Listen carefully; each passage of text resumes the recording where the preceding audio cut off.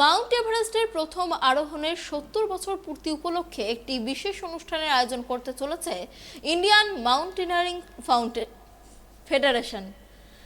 আগামী 5 জুন অনুষ্ঠিত হতে চলা এই অনুষ্ঠানে যোগ দেওয়ার জন্য স্যার এডমন হিলারি এবং তেনজিং নোরগের পরিবারের সদস্যদের আমন্ত্রণ পত্র পাঠানো হয়েছে। পিটার হিলারি ও জামলিং তেনজিং নোরগেকে তাদের পরিবারের সঙ্গে অনুষ্ঠানে যোগ দেওয়ার জন্য আমন্ত্রণ জানানো হয়েছে। এই অনুষ্ঠানে ভারত সরকারের হয়ে উপস্থিত থাকবেন যুব মন্ত্রকের সচিব মিতা রাজীব লোচন, সড়ক ও পরিবহন মন্ত্রকের অতিরিক্ত সচিব অনামিত কুমার ঘোষ।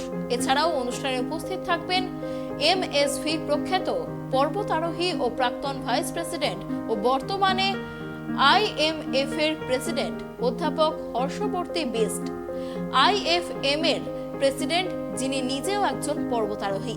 এছাড়াও অনুষ্ঠানে যোগ দেবেন একাধিক পরিবেশবিদরাও।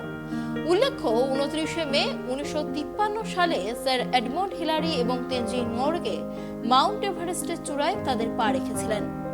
ভারতের মাউন্টেনিয়ারিং ফাউন্ডেশন যুব বিষয়ক ও ক্রীড়া মন্ত্রক দ্বারা স্বীকৃত শীর্ষ জাতীয় সংস্থা। সংস্থাটি 1960, 1962, 1965, 1984, 1993 এবং 2021 সালে ভারতে এবং বিদেশে ট্রেকিং এবং দুঃসাহসিক কার্যকলাপ হিসাবে মাউন্ট এভারেস্ট অভিযানের আয়োজন করেছে।